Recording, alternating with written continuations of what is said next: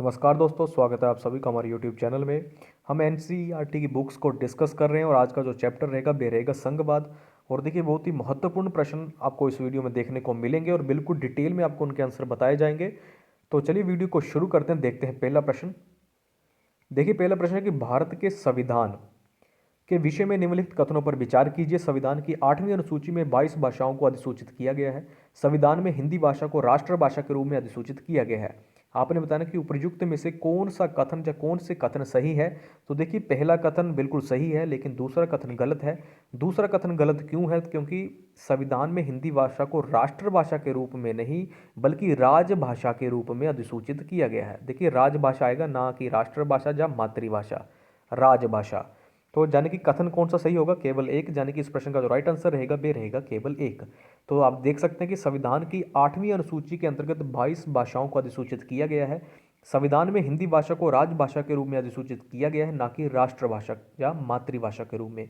संविधान में उपबंध किया गया है कि संविधान प्रारंभ से 15 वर्षों तक, यानी कि वर्ष 1965 तक, अंग्रेजी भाषा का प्रयोग आधिकारिक भाषा के रूप में करता रहेगा, किंतु 15 वर्षों के बाद भी संसद कानून द्वारा अंग्रेजी भाषा के प्रयोग को जारी रख सकेगी। इसी उद्देश्य से संसद ने राजभाषा अधिनियम 1963 पारित किया। संविधान के भाग 17 में राजभाषा के विषय में उपबंध किया गया है। तो जो आप जानकारी याद रखेंगे, इन्हीं से भी प्रश्न बन सकता है। नेक्स्ट प्रश्न है कि निम्नलिखित में से कौन सी भाषा को 8वीं अनुसूची में शामिल नहीं किया गया है। तो इस प्रश्न का जो राइट आंसर रहेगा वे रहेगा अंग्रेजी, यानी कि ऑप्शन डी इस प्रश्न का राइट आंसर रहेगा। इसके अलावा जो भाषाएं दे रखी हैं वो 8वीं अनुसूची में शामिल हैं। तो बिल्कुल डिटेल में अब हम जानते हैं। संविधान की 8वीं अनुसूची में 22 भाषाओं को शामिल किया गया है। इन्हें संविधान की अनुसूचित भाषाएं कहते हैं। अंग्रेजी भाषा को 8वीं अनुसूची में शामिल नहीं किया है। देखिए, आप जो भी जानकारी याद रखेंगे, जो जितनी भी जानकारी आपको दी जाएगी, ये सारी महत्वपूर्ण है। इनसे भी प्रश्न बन सकते हैं। देखिए, मूल रूप से 8वीं अनुसूची में 14 भाषाओं को शामिल किया गया है, किंतु 21वें संविधान संशोधन अधिनियम कब 1967 के द्वारा सिंधी भाषा को और 71वें संविधान संशोधन अधिनियम 1992 के द्वारा नेपाली, मणिपुरी एवं कोंकणी भाषा को तथा 92वें संविधान संशोधन अधिनियम 2003 के द्वारा बोडो, डोगरी, संथाली एवं मैथिली भाषा को शामिल किया गया। तो जी आप याद रखेंगे। प्रश्न बनेगा आपको कि 21वें संविधान संशोधन के अंतर्गत किस भाषा को 8वीं अनुसूची में शामिल किया गया, या 92वें संविधान संशोधन के अधिनियम के द्वारा। और इसके साथ ही देखिए, कुल भाषाएं कितनी होगी? 14 से 22। नेक्स्ट प्रश्न है, संविधान की 8वीं अनुसूची में 22 भाषाओं को अनुसूचित किया गया है।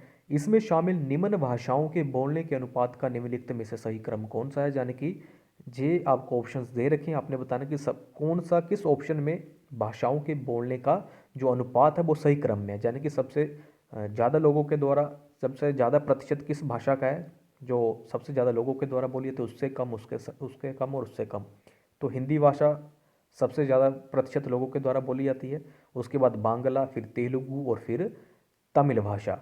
तो देखिए, 8वीं अनुसूची में 22 भाषाओं को अनुसूचित किया गया है। इस अनुसूची में शामिल भाषाओं में से उपरोक्त भाषाओं के बोलने का सही अनुपात है जनगणना 2011 के आधार पर तो हिंदी 41.03%, बांग्ला 8.11%, तेलुगु 7.19% और तमिल 5.91%।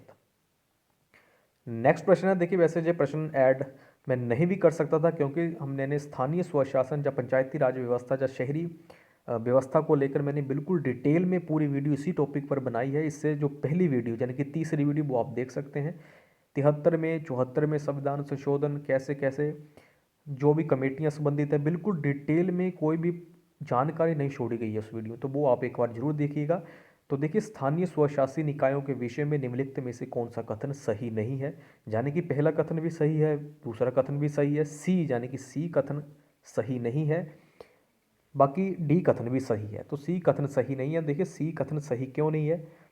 सी देखिए, कथन में सब कुछ सही है, सिर्फ इस एक शब्द को छोड़कर पिछड़ा वर्ग नहीं आएगा। इसके अलावा देखिए, अनुसूचित जाति और अनुसूचित जनजाति के लिए जनसंख्या के अनुपात में आरक्षण का उपबंध किया गया है, लेकिन पिछड़े वर्ग के लिए कोई भी आरक्षण का उपबंध नहीं किया गया है। तो जी आप याद रखेंगे, बाकी सारे ऑप्शंस सही हैं। सी ऑप्शन गलत होगा और इस प्रश्न का राइट आंसर भी रहेगा। तो जी आप देख सकते हैं 73वें 74वें संविधान संशोधन अधिनियम 92-93 के द्वारा संघात्मक व्यवस्था के इस तीसरे स्तर को जोड़ा गया है और इसे संवैधानिक दर्जा प्रदान किया गया है। इस संशोधन के द्वारा लोकतांत्रिक शासन व्यवस्था के इस तीसरे स्तर को ज़्यादा प्रभावशाली बनाया गया है। 73वें एवं 74वें संविधान संशोधन अधिनियम 92 एवं 93 के द्वारा स्थानीय स्वशासी निकायों, पंचायत एवं नगर पालिका, देखिए जो छोटे कस्बे होते हैं वहाँ पर नगर पालिका, और जो बड़े शहर होते हैं, जब बड़े जो कस्बे रहते हैं उसे वहाँ पर क्या होता है, नगर निगम। तो अनुसूचित जाति अनुसूचित जनजाति के लिए उनकी जनसंख्या के अनुपात में आरक्षण का उपबंध किया गया है, लेकिन पिछड़े वर्गों के लिए आरक्षण का उपबंध नहीं किया गया, किंतु राज्य विधानमंडल कानून द्वारा ऐसा उपबंध कर सकती है। नेक्स्ट प्रश्न है, निम्नलिखित में से कौन से पंचायती राज व्यवस्था के अंग हैं? तो ग्राम पंचायत भी है, पंचायत समिति भी है, जिला परिषद भी है, यानी कि उपरोक्त सभी या 1 2 3 इस प्रश्न का राइट आंसर रहेगा। ऑप्शन डी इस प्रश्न का राइट आंसर रहेगा।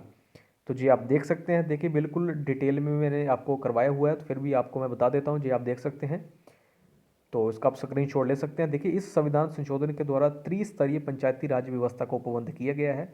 और देखिए पंचायतों को, जो पंचायती राज व्यवस्था को संवैधानिक दर्जा किस संविधान संशोधन के द्वारा दिया गया, तो 73वें। ग्राम पंचायत ग्राम स्तर पर, पंचायत समिति ब्लॉक स्तर या खंड स्तर पर, जिला परिषद जिला स्तर पर। जिला परिषद के अधिकांश सदस्यों का चुनाव प्रत्यक्ष विधि से किया जाता है। इस प्रत्यक्ष विधि का मतलब कि जिसे आप वोट, जो उम्मीदवार था उसे आप डायरेक्ट वोट डालते जाने की, जो जनता के द्वारा सीधा चुना गया उसे क्या कहते हैं कि प्रत्यक्ष विधि से भी चुना गया है। इसके अलावा उस जिले के लोकसभा एवं राज्य विधानसभा के चुने हुए सदस्य तथा जिला स्तर की संस्थाओं के कुछ अधिकारी भी जिला परिषद के सदस्य होते हैं। जिला परिषद का प्रमुख इस परिषद का राजनीतिक प्रधान होता है। देखिए सारे ही प्रश्न कितने महत्वपूर्ण है। नेक्स्ट देखिए, केंद्र और राज्यों के बीच शक्ति विभाजन को लेकर कोई विवाद उत्पन्न होता है तो ऐसे विवादों का निर्णय केवल सर्वोच्च न्यायालय में किया जा सकता है। केंद्र और राज्यों को कर लगाने एवं संसाधन जुटाने की शक्ति संविधान द्वारा प्राप्त है। तो आपने बताना कि उपयुक्त में से कौन सा या कौन से कथन सही है? तो देखिए पहला कथन गलत है, दूसरा कथन सही है। पहला कथन गलत क्यों है? क्योंकि केवल शब्द ने इस कथन को गलत कर दिया है, क्योंकि केवल सर्वोच्च न्यायालय नहीं आएगा, सर्वोच्च न्यायालय और उच्च न्यायालय में भी किया जा सकता है। तो इस प्रश्न का देखिए जो राइट आंसर रहेगा वे रहेगा केवल 2, सिर्फ दूसरा कथन ही सही है, यानी कि ऑप्शन बी इस प्रश्न का क्या है, राइट आंसर। तो जी आप देख सकते हैं पहला कथन गलत है। केंद्र और राज्यों के बीच शक्ति विभाजन को लेकर कोई विवाद उत्पन्न होता है तो ऐसे विवादों का निर्णय सर्वोच्च न्यायालय एवं उच्च न्यायालयों में किया जा सकता है। केंद्र और राज्यों को कर लगाने एवं संसाधन जुटाने की शक्ति संविधान द्वारा प्राप्त है। संविधान के भाग 12 में केंद्र और राज्यों के बीच वित्तीय संबंधों का उल्लेख किया गया है।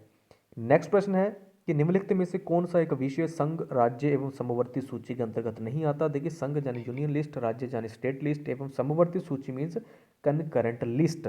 तो आपने बताना कि इनमें से कौन सा विषय, देखिए जो विषय इन तीनों सूचियों में से किसी भी सूची में नहीं आते वो कहाँ किस में आते हैं, तो उसे हम कहते हैं अवशिष्ट विषय।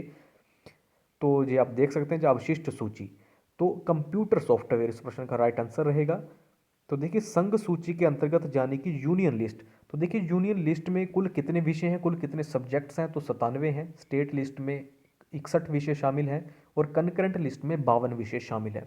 तो जिन दे रखे हैं संघ सूची के अंतर्गत कौन कौन से मामले आते हैं। संघ सूची यानी कि जिन पर कानून बनाने का अधिकार संघ को होता है, या सेंट्रल सरकार को होता है, या केंद्र सरकार के पास होता है। राज्य सूची के अंतर्गत जो विषय आते हैं उन पर कानून बनाने का अधिकार होता है केवल राज्य सरकार के पास। और समवर्ती सूची के अंतर्गत देखिए जो विषय आते हैं जैसे शिक्षा, वन मजदूर संघ, विवाह, गोद लेना एवं उत्तराधिकार आदि विषय, तो इस पर जो कानून बनाने का अधिकार होता है वो केंद्र एवं राज्य दोनों के पास होता है। लेकिन किंतु अगर दोनों कानूनों के बीच टकराहट हो जाए तो जो केंद्र द्वारा बनाया गया कानून होगा वो ही केवल मान्य होगा। देखिए आप बात करते हैं अवशिष्ट सूची की। अवशिष्ट सूची में देखिए वो विषय आते हैं जो जूनियर लिस्ट यानी कि अभी देखिए मैं इसका हिंदी में नाम भूल गया, संघ सूची, और स्टेट लिस्ट यानी राज्य सूची, और कनकरेंट लिस्ट यानी कि समवर्ती सूची। इनमें जो विषय शामिल नहीं होंगे वो किस में शामिल होंगे, अवशिष्ट सूची। तो अवशिष्ट सूची के अंतर्गत कंप्यूटर सॉफ्टवेयर और अंतरिक्ष अनुसंधान आदि विषय आते हैं। इसमें कानून बनाने की शक्ति कनाडा की तरह केंद्र सरकार को दी गई है, जबकि अमेरिका एवं ऑस्ट्रेलिया में इस विषय पर कानून बनाने की शक्ति राज्यों को दी गई है। इसके अंतर्गत ऐसे विषयों को शामिल किया जाता है जिनका उल्लेख यूनियन लिस्ट यानी कि संघ सूची, राज्य सूची एवं समवर्ती सूची में नहीं होता। नेक्स्ट प्रश्न भी बहुत महत्वपूर्ण है। भारतीय संघीय व्यवस्था के विषय में निम्नलिखित में से कौन सा कथन सही है? संविधान में मूल रूप से द्विस्तरीय संघीय व्यवस्था को उपबंध किया गया है, बिल्कुल सही। संविधान संशोधन के द्वारा संविधान में संघीय व्यवस्था का तीसरा स्तर जोड़ा गया है, तो दोनों ही कथन सही है। दोनों ही कथन से देखिए, मूल रूप से दो ही यानी कि द्विस्तरीय ही संघीय व्यवस्था का उपबंध था। संविधान में संशोधन के द्वारा तीसरा स्तर जोड़ा गया है, जो कि स्थानीय स्तर जिसे कहा जाता है, स्थानीय स्तर जिसमें पंचायत वगैरह आ जाती है। तो देखिए, संविधान में मूल रूप से दो स्तरीय संघीय व्यवस्था को उपबंध किया गया, केंद्र और राज्य स्तर पर। किंतु 73वें एवं 74वें संविधान संशोधन अधिनियम 92 एवं 93 के द्वारा संघीय व्यवस्था का तीसरा स्तर यानी कि स्थानीय स्तर भी जोड़ा गया है। नेक्स्ट प्रश्न है और इस वीडियो का अंतिम प्रश्न रहेगा, भारत के संविधान के विषय में निम्नलिखित में से कौन सा कथन सही है? संविधान में फेडरल शब्द का प्रयोग नहीं किया गया है। संविधान में भारत को राज्यों का संघ घोषित किया गया है, तो दोनों ही कथन सही हैं। भारत के संविधान में फेडरल शब्द का प्रयोग कहीं भी नहीं किया गया है और संविधान में भारत को राज्य